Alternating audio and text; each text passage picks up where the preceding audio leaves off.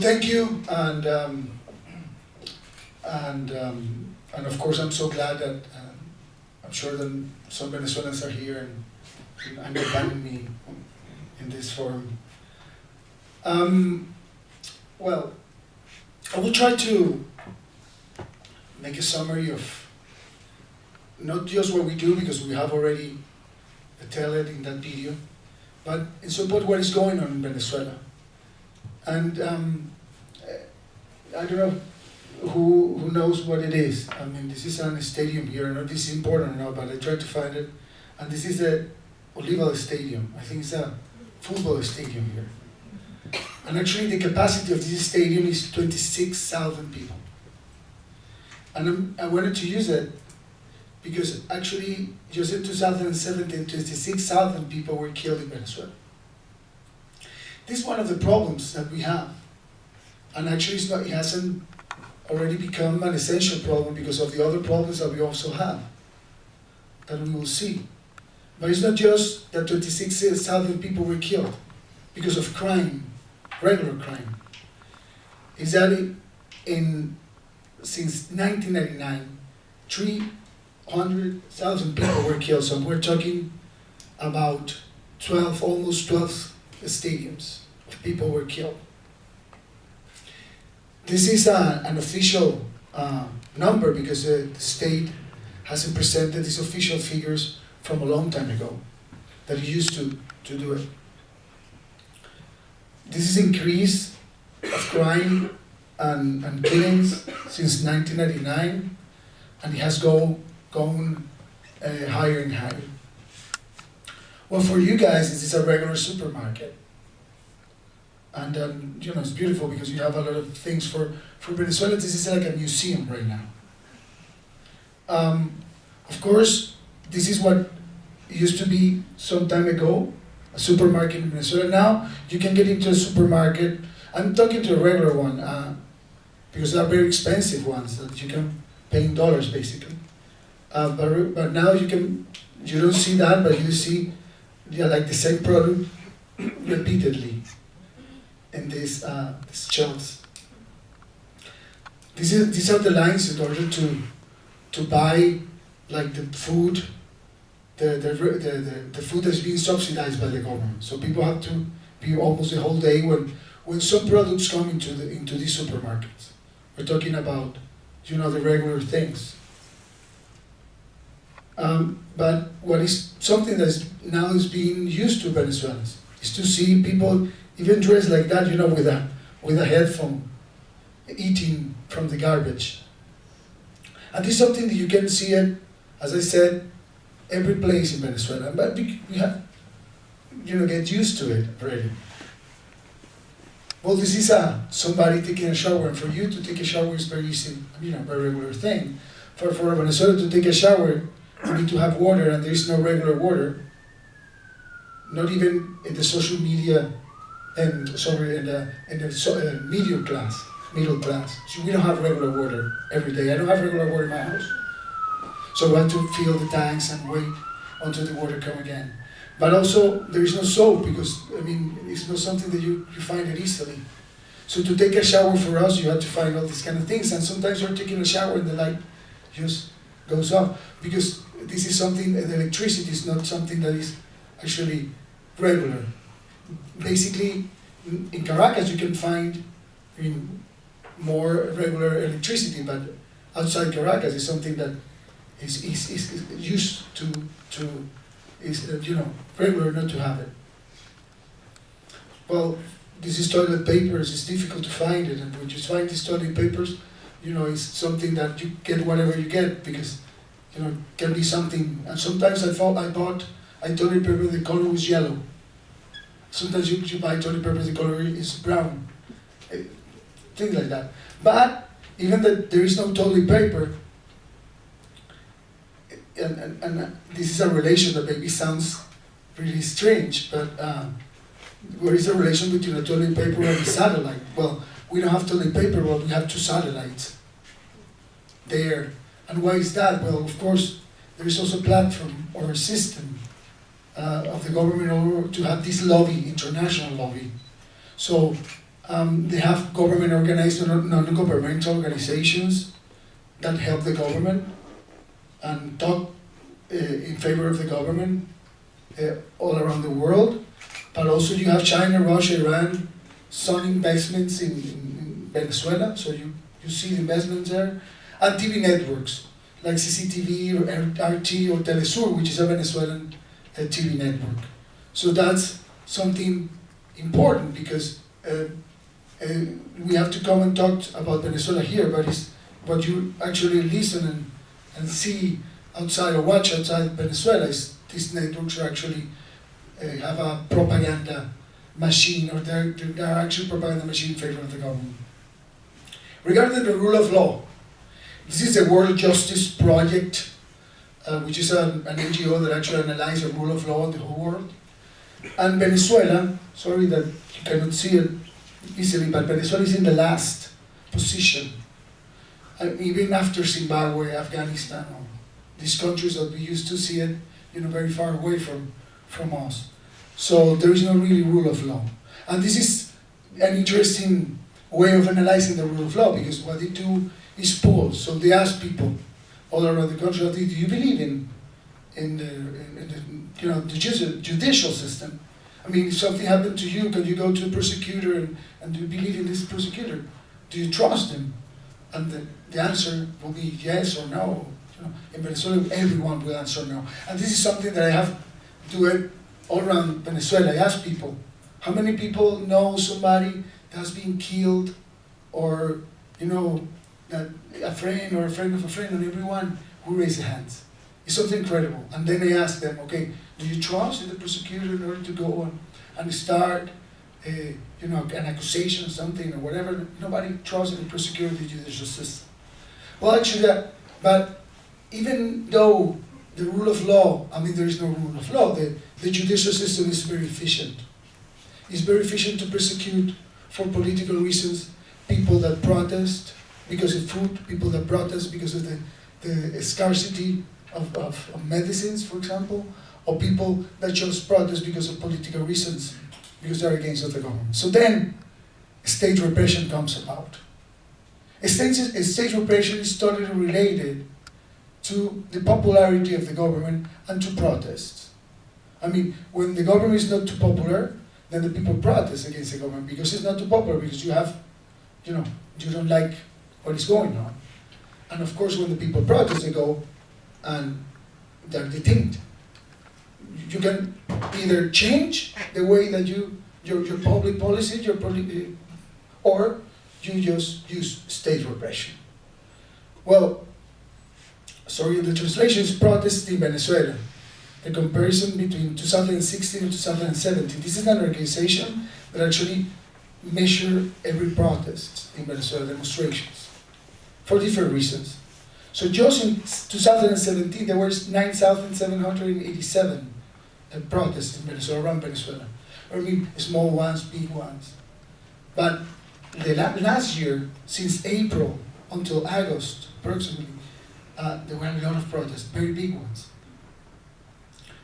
So, until now, since 2014, there have been 12,137 political arrests. So, there's a lot of protests, there's a lot of political arrest besides protest. 12,137 people that have been incarcerated at some point. And we're not talking about politicians. We're not talking about political leaders. We're talking about children, about women, about anyone. 1,330 political prisoners has been there, incarcerated since 2014. There is a difference. Well, then we can talk about it, many questions if you know about it, but a prisoner is someone that has been formally imprisoned because of the decision of a court. A political arrest is somebody that has been arrested. Sometimes they take it to the court, sometimes they don't take it to the court, but they are released in 2 days, 3 days. So people that have been arrested for more than 1 month, for more than 45 days, it's exactly 1,330 until now. This is the kind of people that are arrested right now, political prisoners. This is Melanie. Melanie is a dancer. This is the second time that she's been in jail. Why? Because she just don't like the government. She used to go and protest. This second time, she was not protesting, but she was registered as somebody that was detained at some point, and they went to their house and took her away. Because now, this year, even though quantitatively is lower than last year, because there are not a lot of protests, and I will tell you why, qualitatively, we have seen something that we have never seen before. So, because I always say, okay, tell me what kind of case you want, because I have seen all of them. I mean, I'm telling you what kind of case, what kind of torture you want to hear about. Electric shocks, because this is something I've seen and listening to every day, but it's not something exceptional for me anymore. So now you see how they go into the houses. For example, there is a case of one guy that was in his house, and 15 men, dressed in black, broke into the house at 2 a.m., 3 a.m., and they tied him in his hands, and they put some of the cover, he said, with the plastic bags, and beating him. And and that was a regular thing for me, beating people, getting into the houses, using plastic bags. But then something that actually it was exceptional, and I remember because, as I said, I've seen many of these cases, and there were 2 children. He had 2 boys with him in that house. And they get into the house because they were looking for guns and money, because supposedly they thought that he was connected to some kind of rebellion or something like that. And they took the 1-year boy, and they put a gun in his mouth in order to press him to confess, supposedly, about the guns and money. But he said, I don't know anything about it. Well, they said, okay, if you don't know anything about it, it means that you don't know how to speak. You don't need to speak, so you don't need a tongue. So they took the knife, and they hit the knife with the mouth, and broke his teeth, and started bleeding and everything. And when he was telling me that, I said, come on, this is totally different. So now, for example, the last thing I listened to, it was a guy that his nails were taken off. And sorry about all these kind of things, but it's important that you understand what we live. And this is not something political, because we are not talking here about ideology. We're not talking about here about I mean, even the opposition don't like us, because we don't follow what the opposition say, but the government don't like us also.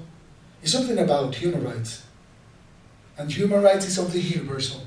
We cannot allow, even if you believe, if you're a leftist or you're a rightist, you cannot allow that these things happen. This is Melanie then.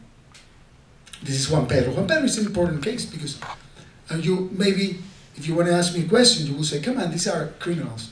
Because this is what the government will say. These are criminals with a judicial process. No, there is no process. There is no judicial process.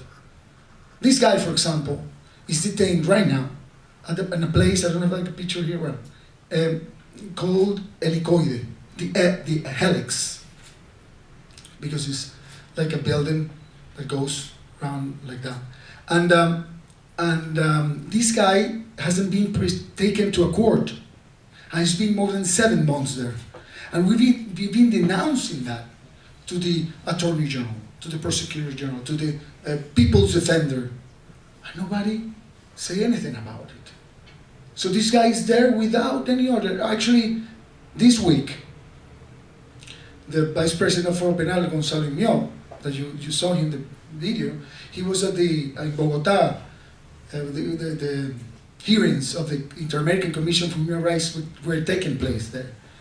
And he again was telling about this case, and the government didn't answer. Okay, what happened about this guy? Because this guy is kidnapped. And there are other 3 guys that they have judicial orders of excarceration, release orders. And they just are there. and they don't care about it. So it's something, I mean, easy to understand. Now, you may think, okay, we're talking about repression, but in order to understand how to act, how to react, you have to understand that there is a benefit of repression for the regime. That's why we have qualified these political prisoners in 3 categories. The one is the ones that represent a political threat for the government. And the benefit is to isolate them. I mean, if you take somebody to jail, then you don't have any political competition anymore. So then you have the case of Leopoldo Lopez, who is in jail. Then you have the case of Antonio Ledesma, who he was the mayor of Caracas, is in Spain right now, and he was in jail. And you have exactly just 11 cases of political leaders are in jail. Then you have another important one. This is the most important one. Political threat, not because you're a leader, not because you represent a threat to the government politically speaking. It's because you represent a threat because you are part of a group of society, or the group as such represents a threat. For example, students. You won't take to prison, all the students that are protesting on the street, but you take 1, 2, or 3, or 4, or 5, and then you intimidate the whole collectivity of the students. So the benefit is intimidation. And you have it in different levels or different sectors. And another one is more difficult to understand, but it's interesting, is when they use a political prisoner as a propaganda. Propaganda for what? Well, they justify, for example, they will never say that there is a lack of medicines. They say that the responsibles for the lack of medicines are the pharmaceutical, how do you call it, the drugstores or whatever. And so they go to the drugstore and say, you don't have that and that, so they take you to jail. They say, you are the responsible for that, or because, this is a case, for example, Manuel Morales, this guy in the picture, he's the owner of one supermarket chain, it's called Dia Dia, Day by Day. They have like 40 branches. And actually they have a place where they compile all the food and everything, like a deposit. Huh? Storage, exactly. And storage. So they get into the storage, and of course they have all this kind of food because they, distribute it to all the supermarket chain. And because if they have that, they said, you are, responsible for the thing because you are stopping this food from getting to the people, whatever. And he was in jail for more than months. So this is what the government called, and maybe somebody here can explain what it is, the economic war. So it's not the government responsible for the lack of food. It's an economic war financed by the United States, the responsible for the lack of food. So you present this guy as the one who's being part of it. For example, these 4 bakers were arrested. And this was true of illegal brownies in Venezuela's bread war, because there was a bread war. Actually, the bakeries in Venezuela are called panaderias, like breadery, the place for bread. But there is no bread. There's just bread sometimes of the day, so you see all the lines in order for people to buy bread. So the breaderies don't have bread. So you cannot use this, how do you call it, wheat or whatever, for making something different than bread. So these guys were taken to prison because of that. So, disaster, of course, to justify all this problem. Well, when you talk about political arrest, you talk about these women. This is the Alicoide, the place I was talking about. This is the place that most of the political prisoners has passed some time there, and right now there are exactly 34 political prisoners in that place.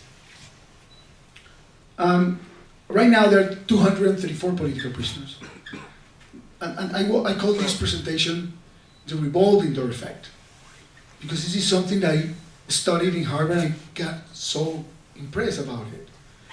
Because every, the media, when they interview you, they always ask you, how many political prisoners are in Venezuela? We say, well, 234, 100. And they say, well, there are not much. If a population of 30 million people, 234 political prisoners is not a big deal. Well, but it's not the 234 political prisoners. It's that today are 234. But maybe tomorrow there will be 200. And maybe the next day will be 235. And this is what he calls a revolving door effect, that is not something originally made in Venezuela. It's something learned by the Cuban government. So I studied the case of China, Cuba, Azerbaijan. It's happened the same thing. So because we have the database of all detainees, the place that was detained, the date and the name and the profession and everything. So I put all the database together and then analyzed it, how many people were incarcerated and released. And we saw, well, this is a picture of the revolving door, and we saw this. This was until 2017, so the gray curve there is how many political prisoners are at one specific moment. And the blue one is people incarcerated, released, and the yellow is people, sorry, the blue one is people incarcerated, and the yellow, the orange one line is people that have been released. So when I analyzed the whole thing, I saw, okay, we got in 2014 more than 120, about 160, but then it goes down and but then the line, the important line is that they were always, I mean, how do you say promedio? Like at the average was 100 political prisoners the whole year. This has increased since 2017, and now the average is 200. But they always maintain the same thing. But the important thing is not the number of political prisoners on that right specific moment. It's the number of political prisoners, of political detainees. And that has been historically. Why? Because there is a benefit that produces a very effective results. Intimidation. But this is 2017, so you see higher. So, before we talk about intimidation, just for you to have an idea, because you will always listen that, as I said, they are not political prisoners.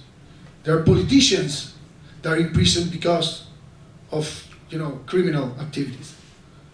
As I said, there are just 11 of those in prison, including Leopoldo Lopez, who is the most famous one. But 139 of these political prisoners have been there for more than 1 year, or at least more than 6 months, without any trial. So there is a case, for example, of Marcelo Crobato, who is a lawyer. Actually, he used to be a volunteer of my organization. He's now in house arrest. He was 10 months in a jail, then he's now in house arrest. And he doesn't even know why they're accusing him. I mean, hasn't had the opportunity to defend himself. He hasn't had the opportunity for what we call the preliminary hearing. A preliminary hearing is the hearing where the judge, because the prosecutor comes to the court and they will say, okay, this guy is responsible for this and that. And this is a hearing where the judge will decide if he or her will start or begin a judicial process. It hasn't finished after 3 years in jail. And this is a regular thing. As I said, there are 3 guys with release orders that they don't comply with. One kidnapped without any, even the court hasn't been taken to the court. And just 31 of these political prisoners are sentenced, including Leopoldo Lopez. Some political prisoners, most of them are sick. Of course, the conditions of a jail in Venezuela, you can imagine if there is no soap, if there is no water, if there is no milk or whatever in the regular market, you can imagine a prison market. So, well, this guy was for more than 3 years without a trial. He used to go, I was his lawyer. Well, I still being his lawyer. Actually, he's the guy who was sitting there with an old woman at the end of the video, if you remember. And so we used to go to this court every time, like, and they always, say that, no, today, no, again, come again, come again. And he was there in jail for more than 3 years without even knowing why he was in prison. And he still doesn't know. At least 15% of these people are being tortured. So as I said, the menu is wide. So, well, this was the day when he was released. And it's interesting to listen to him, because if he were here, he would say 3 years, 2 months, 12 hours, and whatever minutes. This is something I got always impressed, because these people know exactly, even the minutes that they were detained or in jail. And this is another important number, because then the revolving door effect thing. Okay, you are released, so you're happy, but you're not free, because you are subjected to restriction orders. So 7,185 people that have been detained since 2014 are subjected to restriction orders.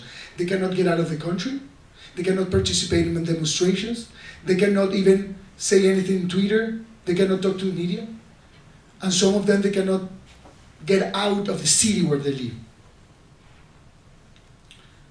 So the intimidation effect.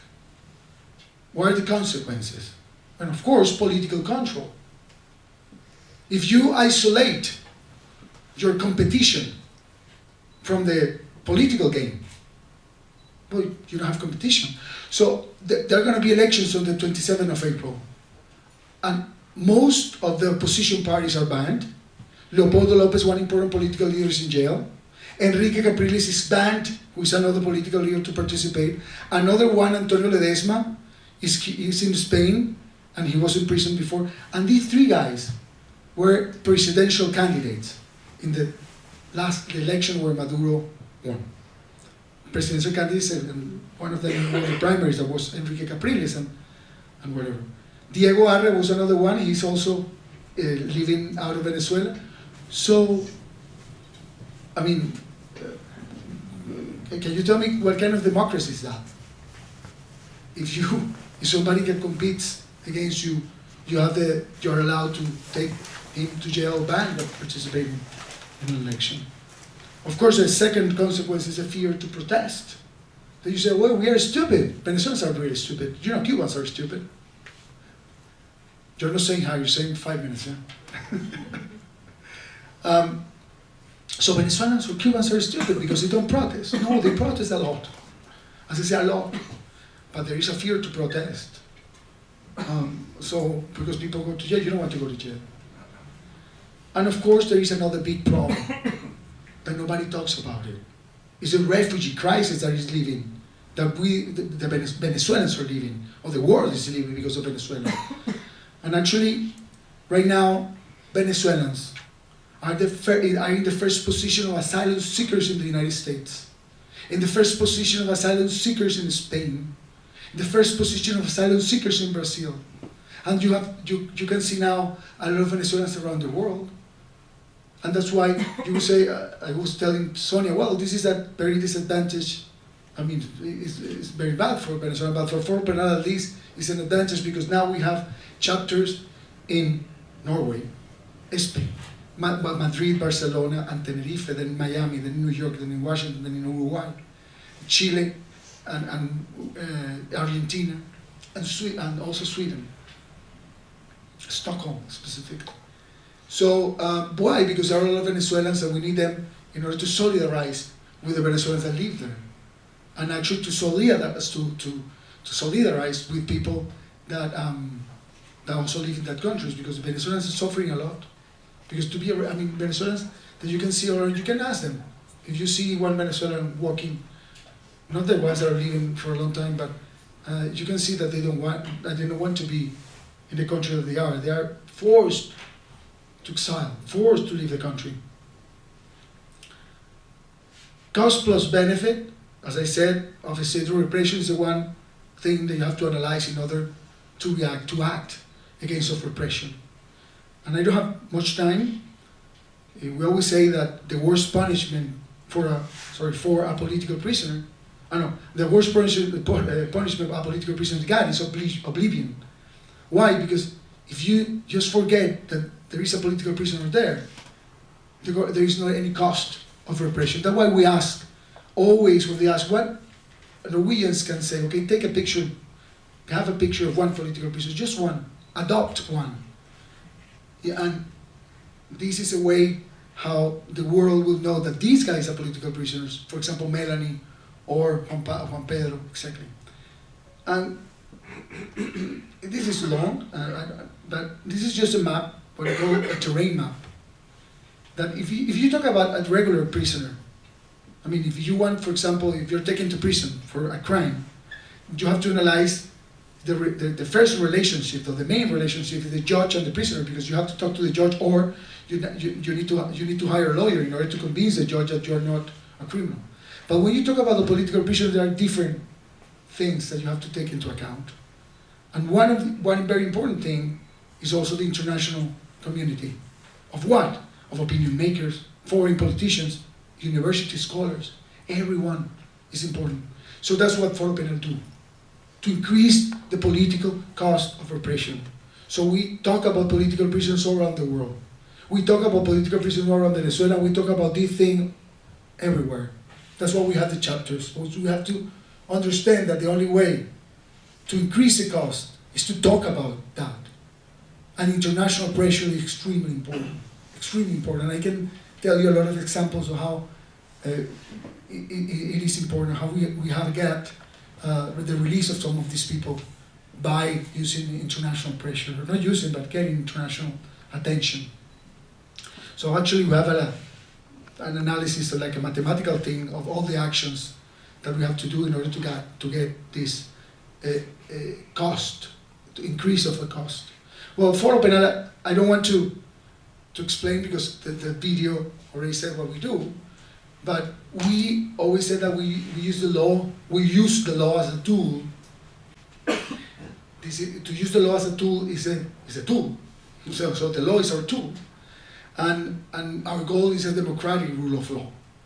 We always use the law, always. So we talk about the law every time, and when we talk about political prisoners, we talk about the law. We talk about our constitution.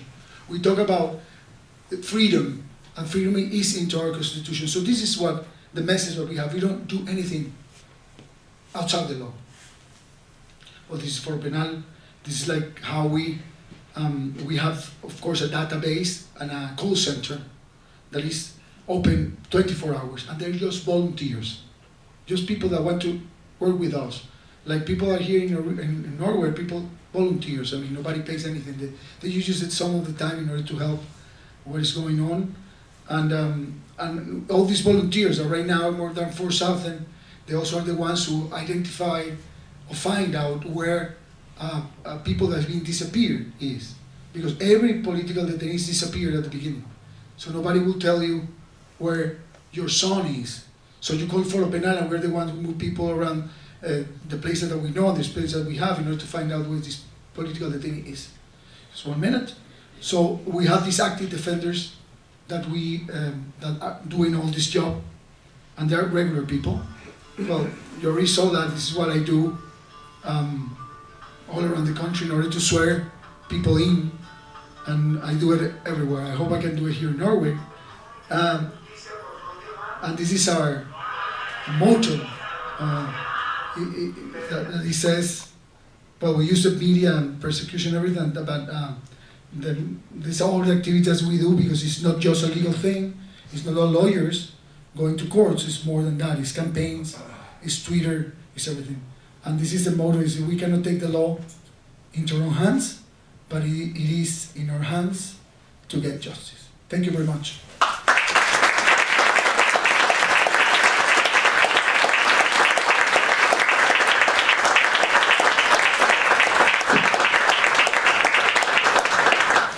Thank you very much for giving. You can just stay because we have a little. We have some time for a few questions. Okay. Thank you very much for giving this very comprehensive overview over the rather dismal situation in Venezuela at the moment. I think it would be good to open the floor for a few questions. I have one that I'd like to start with while I've let you think, and that is, it seems like this situation is rather constant, but has there been a change in the situation since the establishment of the Constituent Assembly, the kind of the increased severity of the political conflict? Well, there's things happening all the time, and what do you think will happen when we get closer to the elections? In other countries, we often see that political repression gets stricter related to election time. Do you see there's a change in the situation, or has it been rather constant over the last years? There are less people protesting on the street than last year, much less. When you talk to the people in Venezuela, they're very frustrated because they've been protesting and they haven't found actually positive results. The situation in Venezuela continues the same thing socially, economically.